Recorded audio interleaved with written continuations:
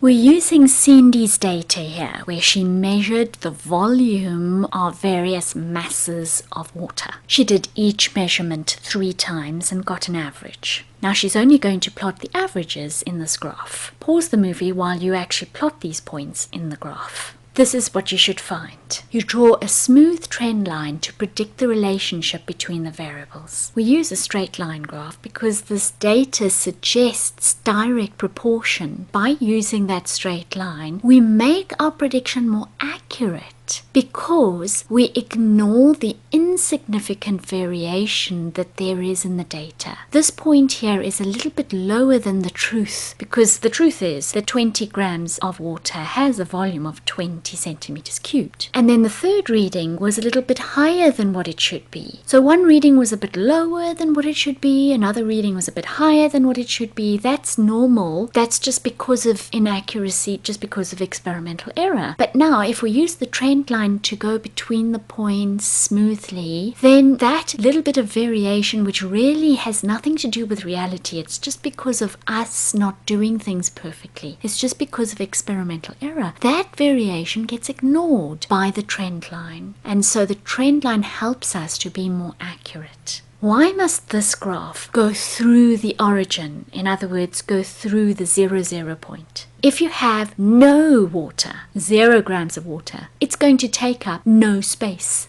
0 centimeters cubed. And so this graph should cut the origin. These two variables, volume and mass, are directly proportional to one another for a particular substance. Whenever two variables are directly proportional to one another, their graph is a straight line, and that graph cuts through the origin. It cuts through 0, 0. That is one of the characteristics of direct proportion. Now let's look at Sam's data. Sam is being precise. He's taking the volume of 10 grams of water and repeating it 3 times. Each of his readings is quite similar to one another. When he takes 20 grams of water and measures the volume 3 times, also his readings are fairly similar. So he's being precise, but he's not being accurate. The truth of the matter is that 10 grams of water has a volume of 10 centimeters cubed, but he's measuring it to be 15 centimeters cubed. 20 grams of water has a volume of 20 centimeters cubed, but he's measuring it to be 25. 30 grams of water has a volume of 30 centimeters cubed, and he's measuring it to be 35. So you can see he's always measuring 5 centimeters cubed too much. So what do you think might be the reason for that? We call this systematic error, always the same amount of error for every successive reading. So at least we'll still see the trend in the data. That's the advantage of at least having precise, reliable data. We can see the trend. We can see that as the mass of water increases, then the volume also increases. But we're just not getting the real truth of the matter. We're not getting the actual correct answers. Maybe he was committing what we call the error of parallax,